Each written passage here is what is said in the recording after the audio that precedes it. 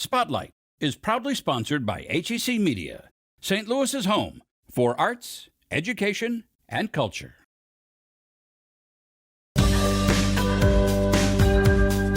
They know they have a trusted partner to support that person. It's just wonderful to see. For some people, it meant fun, and for other people, it meant complete disaster. And that's my job, to make the world a lighter place.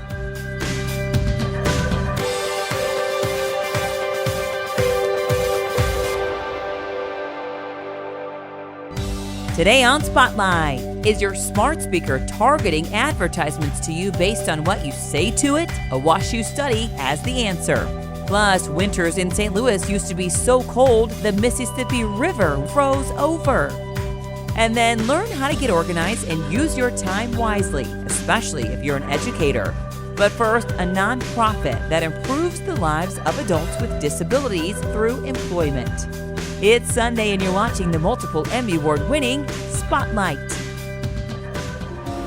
I'm one of the line workers here, and I help other people around on the line. Daxton Miller is part of a growing population of workers.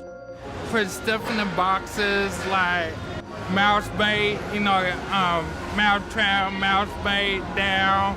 So Daxton works for BCI, Boone Center Incorporated, a packaging and manufacturing nonprofit agency that employs adults with disabilities.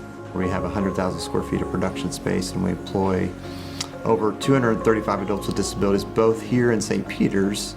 Probably 90% of them have an intellectual or developmental disability, and potentially multiple diagnoses within that space. According to the Department of Labor, in 2022, 21% of persons with a disability were employed.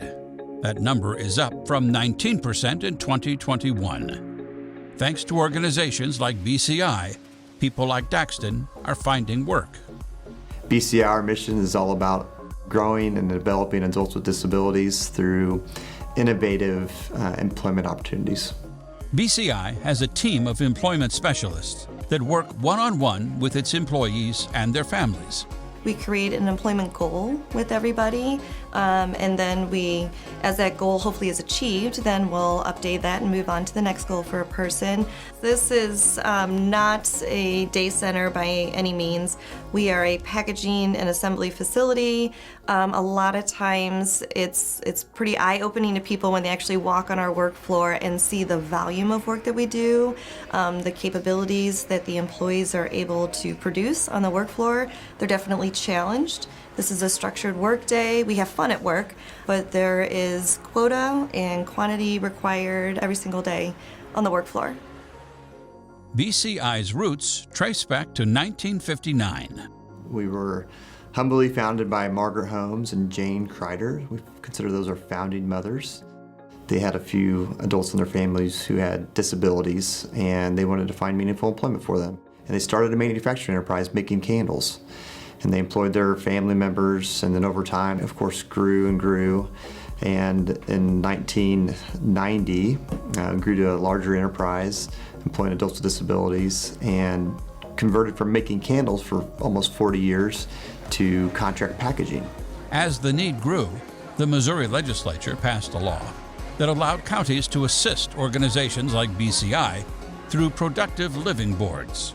I'll give you a little bit of a backstory on that. So back in 1969, the Missouri legislature approved the ability for all counties in the state of Missouri to choose to tax its residents to carve out resources for people with developmental disabilities. The Productive Living Board receives those property tax dollars and invests those in services throughout St. Louis County.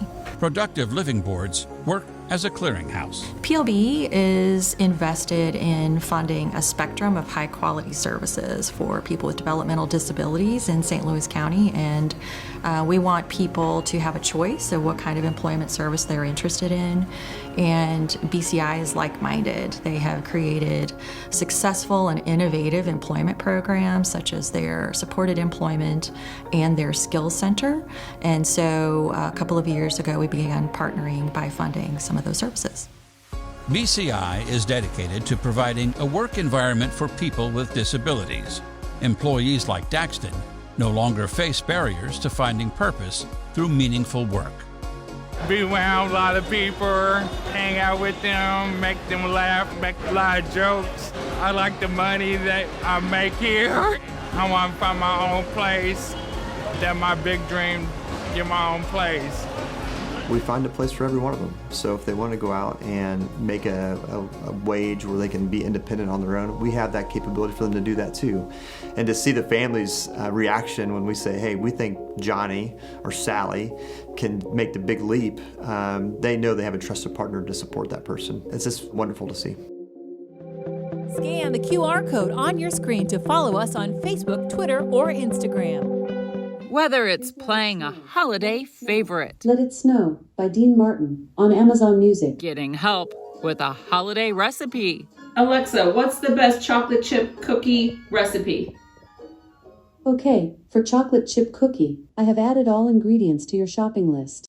or adding a gift to your cart. To purchase, say buy it now. Suddenly you're hit with online ads about your interests. So just how smart is your smart speaker? Smart speakers are getting extremely popular. There are more than 95 million users in the US alone. If you look at the practices of smart speaker platforms like Amazon, so there have been instances where they have shared users recording with third-party entities, and they were able to listen what users were talking about. So, Omar Iqbal, an assistant professor of computer science and engineering at Washington University in St. Louis, decided to find out what the popular Amazon Echo is hearing and learning. And then, how is that information used? Because the data that they share with smart speakers can include their personal information. So Iqbal and his collaborators cracked open the black box around the smart devices and the data they capture. The research team designed a study measuring the collection, usage, and sharing of Amazon Echo interaction data. In terms of the actual experiments, everything was automated. We did not have a person sitting next to a smart speaker and say out things. We wrote programs that uttered commands automatically that the smart speakers were able to hear. And then when they responded back, we recorded their interaction. The automated interactions went on for a month. They were carried out through several personas the researchers created, each one with interests in specific categories, interacting with a different Echo device. And there was one control persona. The researchers intercepted network traffic and analyzed data usage. They observed ads targeting each persona on the web and on Echo devices. By measuring the data collection, the research team discovered the smart speaker data is used in ways you might not expect. And what ends up happening here is that all of that data goes to Amazon, and Amazon uses this data to infer certain characteristics about the user. And then they can potentially market them products or send them advertisements. The user's smart speaker data is being used to profile them. They also found that Amazon did not clearly disclose that users' smart speaker interactions are used for profiling them for the purposes of ad targeting. So when we were studying the Amazon Alexa ecosystem, we did not find clear statements on how smart speaker data is used. But once we released our findings on archive and Amazon was made aware by a journalist, Amazon later on updated their disclosures and clearly mentioned that they use user smart speaker interactions to infer their interests, and then they may use that data to target them advertisements. Now that, once we released the paper and Amazon clearly mentioned it, some regulatory agencies like Federal Trade Commission in the US have shown significant interest in our findings, and we have had public and private meetings with them. The research is ongoing. Now it's focused on what the smart speaker can learn from someone's voice alone. It contains a lot of information. It can be used to infer several characteristics about the users, including their physical characteristics like their age, gender, ethnicity, and also their psychological characteristics, their mood, whether they are in stress, and all these kind of things. And could there be a technology that could block Alexa from knowing too much. We're exploring technical solutions. So can we build some sort of a blocker which removes users' voice characteristics, or maybe like adds in some noise so that the smart speaker platform is not able to infer the precise user interests?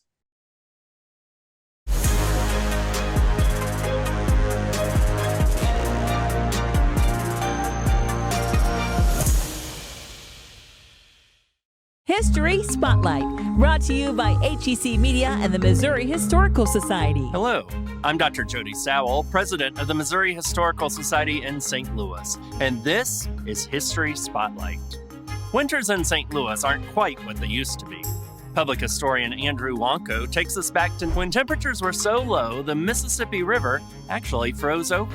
So it's pretty rare today that we would see the Mississippi River freeze over at St. Louis. Most people presume it probably never happens. St. Louis is maybe too far enough south that just doesn't happen here. But it actually turned out it wasn't so long ago that it was a very regular thing. And when the Mississippi did freeze at St. Louis, for some people it meant fun, for some people it meant opportunity, and for other people it meant complete disaster. Through the 19th century, every winter, St. Louis's levee would become crowded with steamboats from northern ports all along Iowa and Illinois up through Minnesota and Wisconsin. These boats were coming south because the river would freeze farther north. But every once in a while, that freeze made it all the way south to St. Louis. In the bitterly cold winter of 1856, the river froze at St. Louis to 18 inches thick of ice. And it lasted for 6 weeks, giving St. Louisans plenty of time to go out and explore their brand new real estate where there once was water on their front door. For most St. Louisans, the frozen river meant fun. People took to the river in droves, having the chance of a lifetime to get to step out on the river itself, even though city politicians warned them every single year that it happened not to do that. They set up skating rinks, they set up saloons, they had mid-river bonfires, they had parades out on the frozen river. And because gambling was actually illegal in St. Louis in the mid-1800s, and the river itself was outside of Missouri territory, they even set up gambling houses out on the river. So people took to the river in huge numbers to have fun. A little bit further down the river, other people were using it for opportunity. The breweries here in St. Louis, of which there were many, they chopped huge blocks of ice off the river and used it to cool their beer. Other entrepreneurs chopped up blocks of ice to sell it to downtown's hotels and restaurants. Even Bellefontaine Cemetery, in a little bit more morbid use, used frozen river ice to keep its receiving crypt cool all through the 19th century. Coal companies over in Illinois took advantage of this new road they had, and they had horse-drawn carts of coal being pulled across the river every chance they could to keep their costs down for transferring coal by ferry, as they usually did other ways. So for lots of St. Louisans, the frozen river meant opportunity and fun. But then, of course, for others, the frozen river became a disaster. On the morning of February 7th, 1856, St. Louisans walked down to the levee and noticed that some of the levee's dozens and dozens of steamboats had actually been nudged up onto the dry cobblestones. It was a little bit of a foreshadowing of the disaster that was about to come for the steamboat owners along the St. Louis levee. The huge blocks of ice out on the Mississippi River were breaking up, the ice sheet was cracking, and the ice was beginning to flow downstream. And for all of those very fragile wooden steamboats, they would just have to be carried alongside as the ice did whatever it would. The newspaper reports for that day mentioned that thousands of St. Louisans went down to the river's edge to watch as all of these steamboats were crushed and mangled as these giant mountains of ice piled up. When the all the ice finally melted later that spring, St. Louisans found debris scattered everywhere, brass chandeliers, boilers, pieces of chimneys, all the delicate spindle work from the steamboats was littering the levee as all of these boats simply had to let the ice do what it would. The Mississippi River doesn't freeze as often as it used to anymore for man-made reasons. Now that it's been caged up in miles and miles of floodwalls and levees, the Mississippi is deeper and its channel is faster, which makes it much harder for it to freeze. Also, the locks and dams just north of St. Louis act as a sort of strainer. They catch all that river ice that's coming down from the north, and they don't let it get through to St. Louis. It's only on the most bitterly cold of years that we might see a frozen river at St. Louis again. Next week on History Spotlight, get in the holiday spirit with Christmas at Sticks Bear and Fuller. To learn more about the Missouri Historical Society, visit mohistory.org. Winter break is a time when a lot of families and educators try to push the reset button and change their habits and systems going into the new year. It's got to be easy to do. I mean, let's face it. Humans do what's easy. If I have two things on my list, buy shoestrings and solve world hunger is a whole lot more important. But shoestrings, I know where to get them. I know how much they cost. I know how to install them. So at the end of the day, shoestrings will have been bought and installed, and Solve World Hunger is going to be there forever. Dr. Frank Buck, author and educator, sat down with Classroom Matters podcast host Christy Houle to discuss tips on organization, time management, and personal productivity to help achieve these goals. Is it easier sometimes for people to even break down their tasks further, right? So I'm thinking of solving world hunger, because a lot of times we will go, that's too overwhelming and too hard. I'm going to move that to tomorrow. And then tomorrow comes and I'm like, also seems too hard today. I'm going to move it and move it and move it. And you just keep moving it from Monday to Tuesday to Wednesday to Thursday because that one task seems so overwhelming.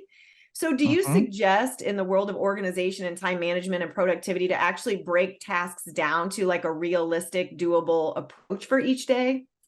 It's got to be.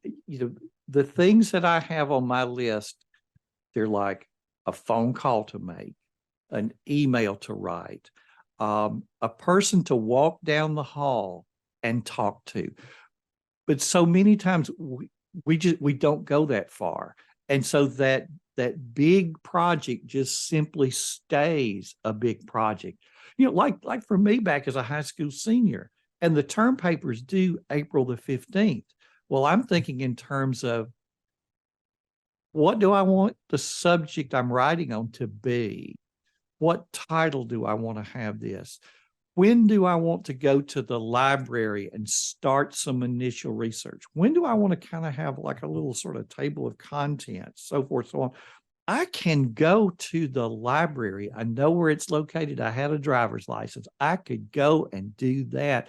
But if it was just write the term paper, I'd be doing like most high school students, and the day before the term papers due, it's like you pull an all-nighter, and the paper looks like that. And I don't want to live like that. You're handling these little things that lead up to being the big things. So would you then suggest carving out space and time to plan, to schedule? We all have to do some adjusting daily, because you don't know on Monday morning what's going to happen on Wednesday, what's going to hit you. Something will. There will be something significant that happens this week that you had no idea was coming. So some adjustment needs to be done daily, just a few minutes. And it could be in the evening when you're watching television during a couple of commercials. You could have tomorrow all figured out. What projects do I have going on? Where am I with those? And I like to start every day with what I call the Fab Five. If I don't get anything else done, what are the 5 things that I can have sitting right at the top of that to-do list that if I get those done, no matter what else comes along during the day, I'm okay. Find the Classroom Matters podcast episode with Dr. Frank Buck wherever you get your podcasts. You can find the stories featured in today's show along with past episodes and more at hecmedia.org/spotlight.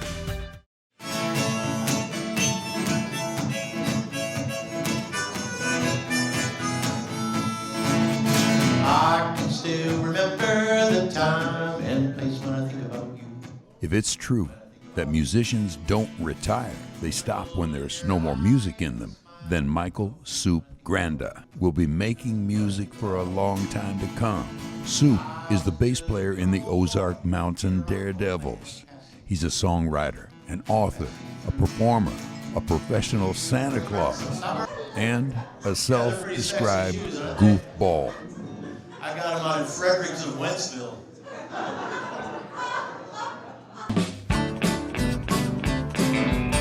Now based in Nashville, he's never without a project, whether performing in one of his many bands, writing new music, or appearing as a contestant on the Wheel of Fortune. You would, huh? Go ahead. Tidings, trimmings, and tinsel. Leave it to Santa Claus to get that. Yeah! I get itchy. I write all these songs. When you put out a record, I would get one song on an album. So I would take all these songs, I'd grab some other guys, and go, let's form a band, and when the Daredevils are off, I'll go start this project. I feel like one of those plate spinners on Ed Sullivan. I've got all these plates spinning, and I like it. Growing up in suburban St. Louis, Soup dreamed of being a baseball player. For the first 13 years of my life, I was obsessed with the St. Louis Cardinal baseball team. I knew I was going to be the second baseman for the Cardinals. Then he saw the Beatles on the Ed Sullivan Show. I didn't really see a lot of girls screaming for Mike Shannon and Tim McCarver, but I saw them screaming for George Harrison and Ringo Starr, and it was like flipping on a switch.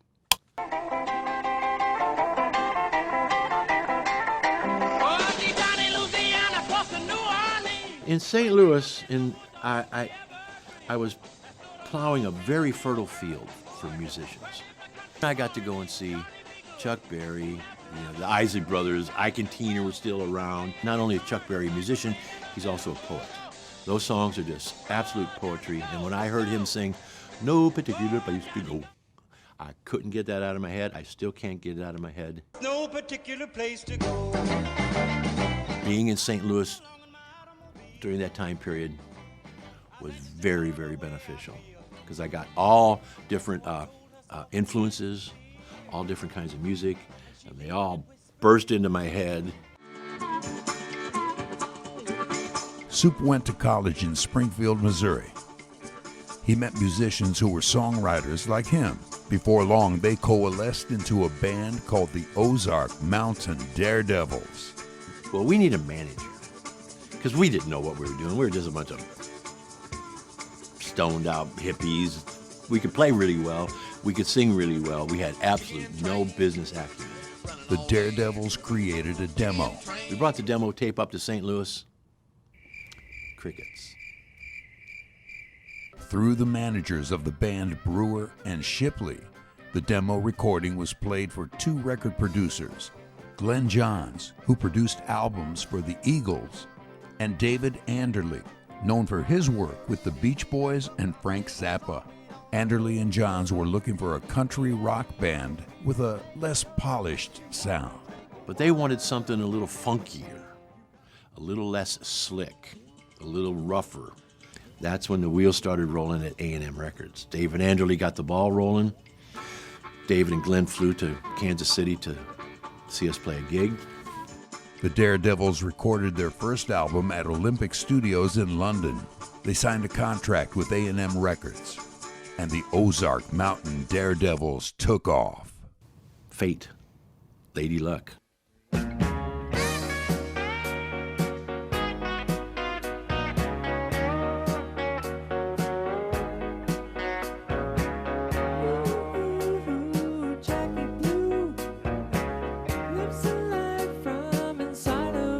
With the Daredevils, famous for top 40 hits like Jackie Blue and If You Want to Get to Heaven, Soups performed all over the world. Now, 50 years later, the band is still touring. A new album was released in 2017. In between Daredevil concerts, Soup writes songs and performs with an array of bands. And he's even a professional Santa Claus, appearing at the Nashville Ballet and at Tennessee Titans NFL games. On top of all that, he's written 2 books. It Shined is a history of the Daredevils. His new book is a collection of essays about being Santa Claus.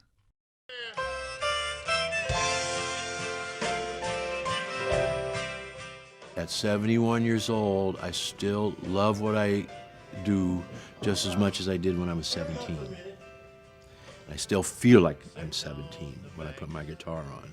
For Michael Soup Granda, there's plenty of music still to be made, and lots of playing yet to come. And that's my job. That's why I was put here, is to make other people happy, to entertain other people, and to make the world a lighter place. Lighter in air, lighter in brightness.